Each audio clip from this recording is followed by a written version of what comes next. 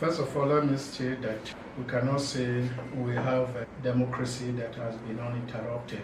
I think the best way to describe the arrangement we have today is to say that since civilian-based governance in 1999, if this has worked well or not, or are we moving towards democracy? Because as far as I'm concerned, I don't think we have achieved democracy. That people will assemble to cast vote or whatever is not democracy. You can have civilian dictatorship. You can have military dictatorship. So as far as I'm concerned today, I think we are even worse off than the era of the military. Never mind that there is semblance of democratic structures in place. There is National Assembly, there is a legislative arm, there is executive. But the question is, what is democracy? The definition of democracy, as we all understand, is a government of the people, by the people, and for the people. And when you say government of the people, it means that government that is elected by the people, out of free choice, they said these are the people we want in government. And then by the people means that the government can't do anything outside the choice of the people. So whatever you want to do must consult the people. So the people's welfare is paramount. And when you say for the people, it means that all decisions, all the policy frameworks are geared towards bettering the lot of the people. But can we say that is what we have today? Where one man can just sit down, when he dreams of anything, he just come and impose it on Nigeria? When last do you have people talking about getting justice from our courts? So it's all about our judiciary has become transactional. It's about justice is now a commodity in Nigeria. It is for the highest buyer. It's just like a commodity that you can buy in the market. You go with your cash. So depending on the price, if you can pay, you get it. So as far as I'm concerned, democracy connotes participation, justice, accountability. So long all these are missing out from our governance system, we cannot pride ourselves as a democratic governance. So as far as I'm concerned, yes, there was fight for democracy in June 12. That was the focus of the fight of June 12. But unfortunately, that justice eluded us, that democracy eluded us, and so today it is those that even perpetuate that crime against democracy in June 12 that are still in power today. They are the ones that are still calling the shots. And that is the reason why the likes of Babangida can boldly come out, despite all the atrocities they have done to this nation, to launch a book in the face of Nigeria, celebrating the atrocity, the criminalities that he perpetuated while he was in power. And so for me, as far as I'm concerned, let us not buy into their narration by saying democracy, democracy, democracy. Because when we keep calling it democracy, we lose the sight of working towards achieving democracy. So as far as I'm concerned, we don't have democracy today. We may have electoral-based governance, and even that electoral system is not out of the choice of the people, where few people can just sit down and write result and announce whoever they like and boldly tell you, go to court if you are not, or if you are aggrieved.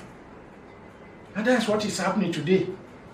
As you and I are talking today, there is news all over that even the result of 2027 is being written. And how can you deny it when you now have every position that is vacant in INEC is APC card carry member that is being appointed? So for us, there is nothing to celebrate, there is nothing to talk about. That yet, yes, there has not been uninterruption. That what it means is that there had not been military takeover. But what we are practicing is basically different from what we have during the military. You see, June 12th was a collective struggle. of which Abiola was a symbol of that struggle. Then naturally the family will take the blunt to support the fight. It was not only Kudirat Abiola that was assassinated during the struggle. The same way in which injustice has been perpetrated against the Abiola family is the same way today that every other one connected to June 12 had been denied justice. For me, even if you name the Aso Rock Villa after Abiola or members of his family, it has not addressed the justice, the struggle that we fought for. What was those struggles for?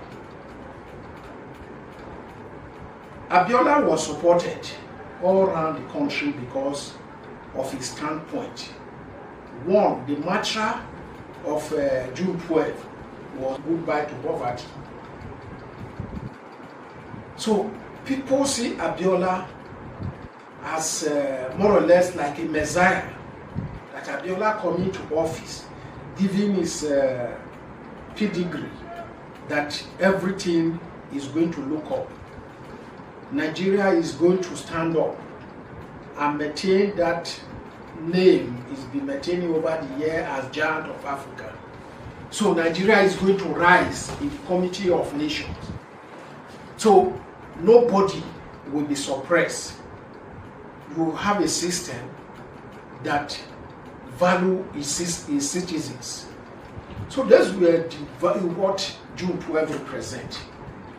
And so even if you change the name of Nigeria to MKO Abiola without addressing those pertinent issues, you have not done justice to Abiola. So it would have been worthy to know, see that, having come to power, those manifestos of MKO Abiola is being steadily implemented year in, year out, to the extent that everybody keep remembering Abiola, that it was what Abiola bequeathed that take us to this level. So, but when MKO Abiola is just being measured in a passing, or when they want to use it for their own personal gains, they talk about June 12 struggle when they want support from the civil society and the grassroots, thinking that, that person that he was actually a member of NADECO or so and so, he will do well. How did he even subscribe to the mandate of MKO Abiola? Personally, I feel grief over the death of matriarch Kudirat Abiola, because that woman was one in a million. She was not just vocal, she was not just outspoken, but you could understand that this woman buy totally into the manifesto of her husband. She wanted to see those things come to reality. So she wanted to live from the front, not from the back. To say, because we have money, I can always hide and push people to fight in the street. She was more or less in everywhere with us. She has opportunity to have lived this country. She has opportunity, even when the husband was in prison, to have started romancing the military. We have seen it over and over again, but she was everywhere. She did not say, because I'm beautiful, because we have the money, because I have everything. She trekked with us. She's always there with us. So, I am saying, while it is desirable to immortalize her with any statues we deem fit, but I again repeating that the best immortalization is to see that we now have a democracy that is working, where people can freely predict who is going to govern them. Because of the situation at hand, you can already read that, oh, this government is gone. So the conscience of the people cannot be bought. And so you have an independent electoral institution that do the needful, not about who is there, who can pay the price. So you now have a judicial system whereby a common man in the street can easily walk in with petition and get justice at the end of the day. It's no longer about how many millions I have in account to purchase the so-called justice. So then you have National Assembly that cannot rise up and tell the president in his face that, look, this will not fly. Oh no, you can't push us into debts. No, it had to be done this way, not the way we want it. Not a National Assembly that is a rubber stamp that for every moment they are quick to starting up and shouting, oh, on your mandate we stand. That is not the kind of democracy that we struggle for. That was not what Abiola and the wife, Kudirat Abiola, stood for. So as far as I'm concerned, all those things that we are talking about and the rest, the core of it is that we need to go back to the basis. We need to go back to drawing board. Yeah. Look at what Abiola represents and begin to implement some of those policies. And for us to now say, oh, it is MKO Abiola head policy we are implementing. Oh, it's a MKO Abiola policy on economy. So that is why you see that, oh, Naira now is equal to dollar. Oh, that is why wherever you travel to in the world today, you are ahead on a IST. So not what we are seeing today, all this Unaba government that does not put food in the table of the common man. So let us not mislead ourselves by saying democracy, democracy. There's nothing like democracy in Nigeria. For you to have democracy, you need to first of all have a democratic party system. Parties that are not democratic can never bequeath a democracy. Party that is not accountable to anyone, where one person can dictate who gets what within the party, cannot be called a political party. So political party, in the real sense of it, is an aggregation of people's voice. So your membership determine the direction of the party, not the other way around. That the president can wake up now and decide that, oh, the chairman of the party is no longer, I don't longer like his face, so he must be brushed aside. It's not political party that aggregate corrupt elements as the executive of the party. It's not political parties that we, EFCC and ICPC, we want to work, and then because you are touching one of them, then the chairman has to be brushed aside. It is not political parties that, in the true sense of it, that will not have convention, if you like, or annual general meeting for several years, because it did not please the power that be. Political parties that we have in Nigeria today are clearly like enterprise, like companies where you have board of directors, the CEOs, they call the shots. So they get there and decide, oh, who will be more suitable for us to make. Oh, it favor this, it favor that. The people are not there. The people are completely out of the equation.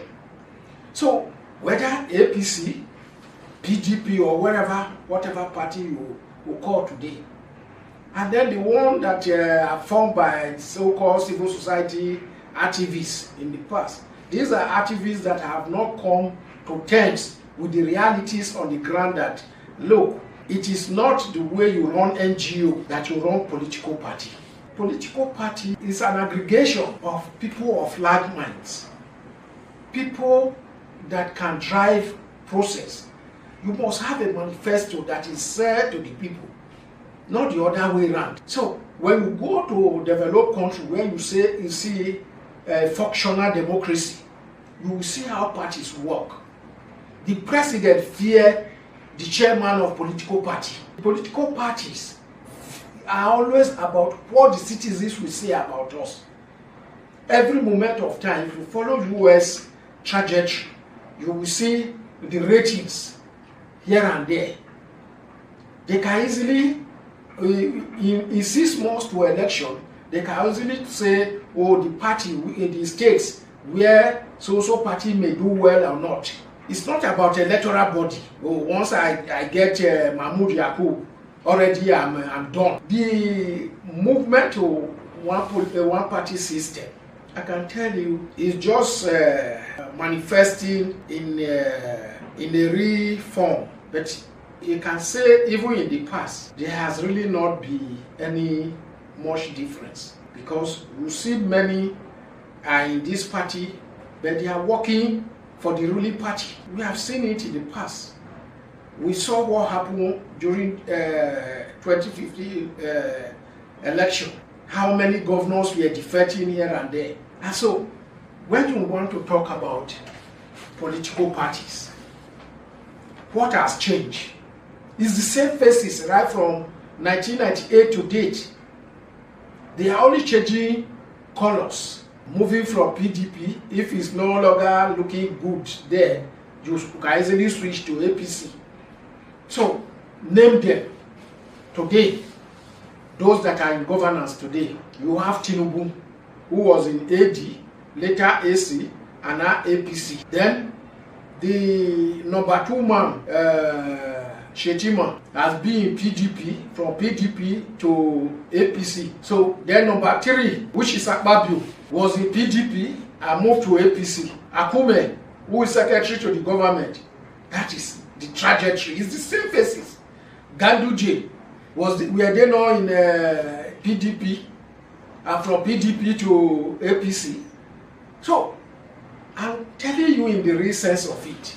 Let us not be deceived by all those coloration of moving here, moving there. It has been as it was in the beginning, is what we are still seeing today. I'm not losing sleep over what is going on. Let them continue to move a mass to APC. At some point, it will explode. They will fight dirty.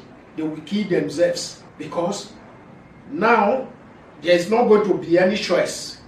You are moving maybe because of a lot of sins you have committed. Because to use the Oshomole's word, or Ganduje, once you come to APC, your sins are forgiven. So maybe it's their sins that are chasing them to APC now. So it's not about, oh, if I get to APC, they are going to. Don't be surprised that as they go in there, then there are those that were there before them, and now you now want to get it. Those ones will fight.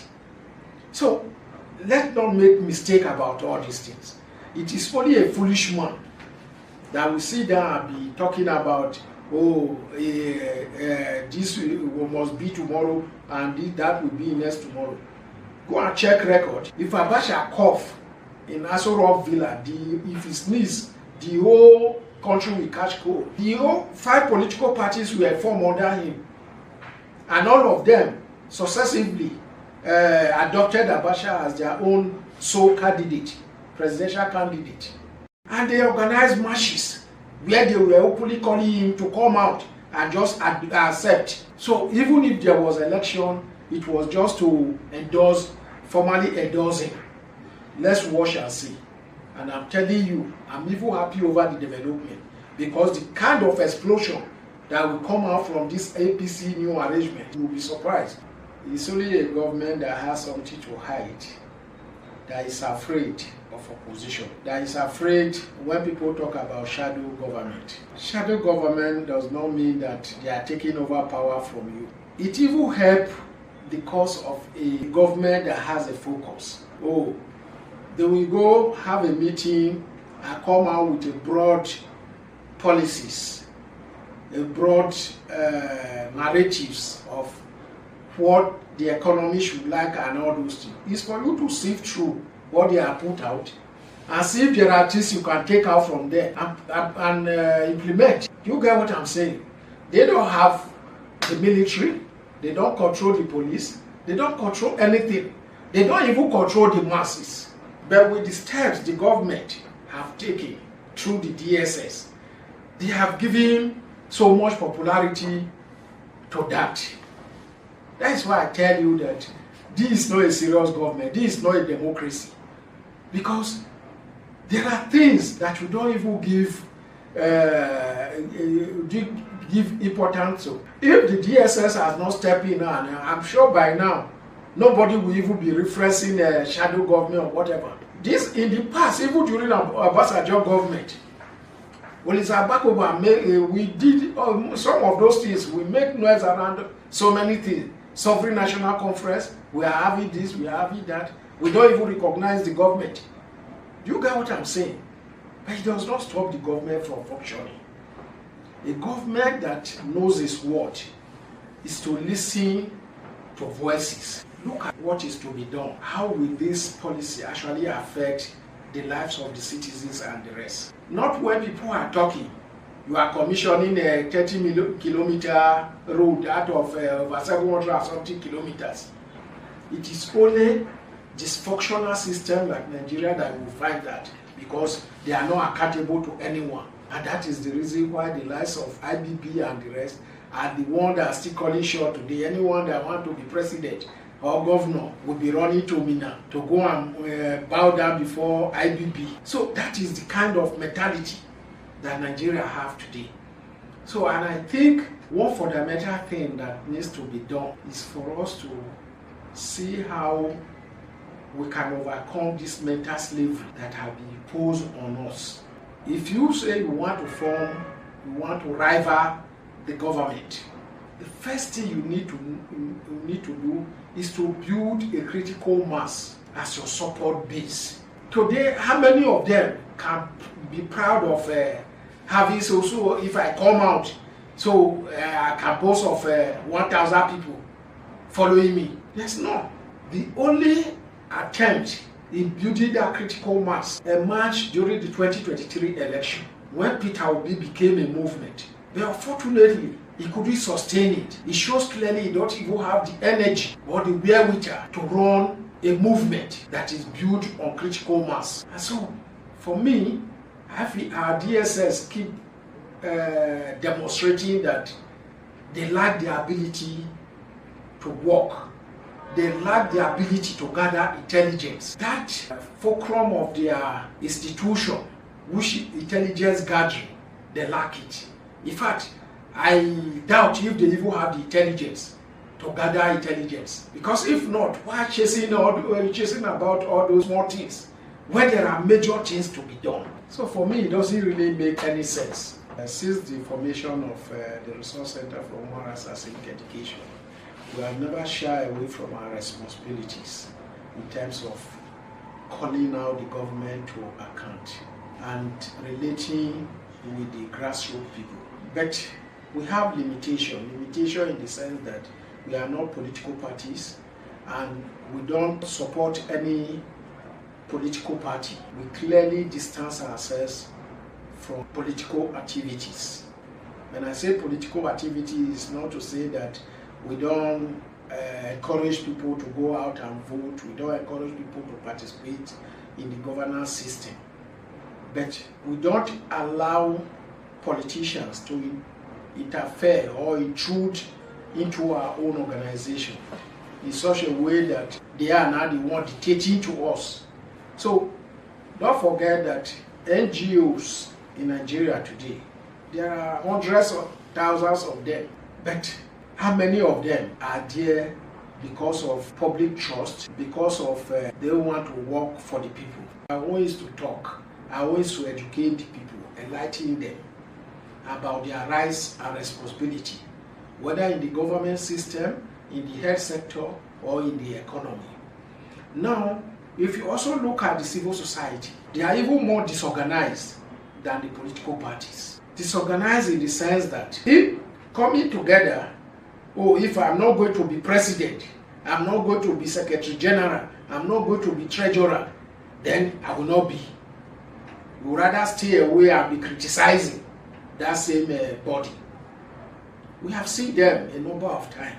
I'm not talking from, I'm a civil society practitioner, and I know what I'm saying. I've held leadership position in the major coalitions that were formed for struggles in this country. I was Secretary General of United Action for Democracy. I was the chairman of Transition Monitoring Group. So I know what I'm talking about. And I know for those of us that were in those coalitions that stand for, to say that no, this is what we say we want to practice. We even know what our eyes saw. The kind of infighting within. And so today, if there's any coalition and to belong to that, I have to look very well the characters of those that are initiating that coalition. Because there are many that will shout during the day, and in the night, they are in bed with the government. Some are even in bed with the DSS and the police. That is why you see that the situation becomes very, very difficult. And apart from that, many have been disappointed. Because I recall during those days, whenever we want to pull out action, Oliza Bakuba will say, Zik, do you think you can get your troops together? I say, why not? Plus or minus, he knows that there is no way I will bring less than 2,000 people to whatever rally we are doing. Because as at that time, we were sacked from the security prisoner meeting, 2,042 of us, and I was their Secretary General. But we did not go to sleep. We mobilized. We have about 10 cases against the federal government, Attorney General, and the Minister of Finance in various courts in Lagos. And we are holding constant rally. We are addressing press conference every now and then. We don't fear, we're already done. Nobody fears arrest or evasion or whatever.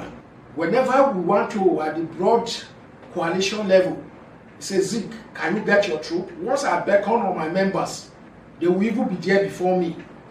And they will also mobilize others. And so I wasn't in the struggle because I was looking for space. We give space to others. When CLO, CDA, Human Rights bodies were sealed up, my house was the theater of struggle in Oduolegba. So when I talk authoritatively because I'm a practitioner, I'll be part of it.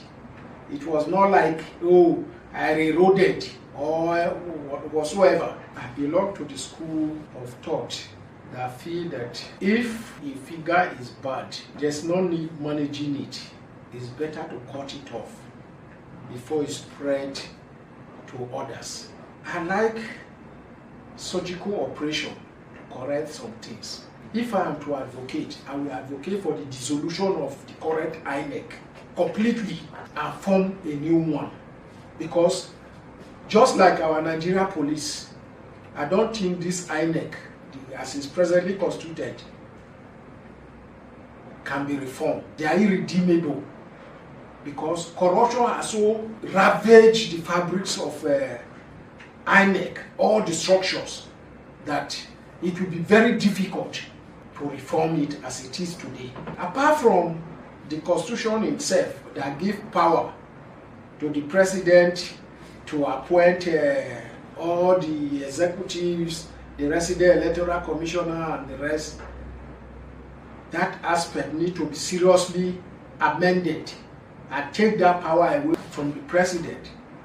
The crops of people that are presently in INEC, about 80% of them need to be done away with. The other time we said Iwu was bad. Jega came in based on his pedigree and the rest, and he feel have a name that must not go down. He work assiduously to ensure that he maintained that integrity. So he did not only constitute people that he feel can help him deliver. He looked beyond INEC. The number of people outside INEC play a major role in helping Jega to deliver on his mandate. And that was why that election became a watershed in the history, in the annals of electoral commission in Nigeria. When people were savoring the euphoria that, oh, Jega having left, the next person may even do better. But we have seen the reverse. In fact, what we have in 2023 was worse than the days of Iwu. when the rules you set yourself, you brazenly violated those rules, telling us, bringing all kind of jargons by saying that, oh, technical English, this and this and this and this and that. Honestly, we have a system that dwells in impunity. Anybody can do anything and go scot-free. And that is the reason why you see there is insecurity everywhere today. Because many believe that they can never get justice. So why should I have to toe that line? If I kill you, fine. If you kill me, fine. Let's settle it right here and now. The characters that are implementing, look at the law enforcement. A policeman, you give him AK-47. You put him on the road, on roadblock. He sees small boys and small girls riding on cars of 200, 300 million naira. And that same person, his mother is either sick at home or his wife is about to deliver. He's thinking about how to get money to pay the bill. Then you are talking about extortion. How much is salary? Even as meager as the salary, hardly any of them collect it as at when due. I was in one university on the 8th of May. So then the VC asked the prof, he said, what date is today? He said, today is 38. I said, what do you mean? I said, date. What date is today? He said, today is 38 now. We have not collected pay. So the month is still running. Do you get that logic? So until the month end, the payment is made, you have taken your salary, you now know that you are beginning new month. And that's the federal institution.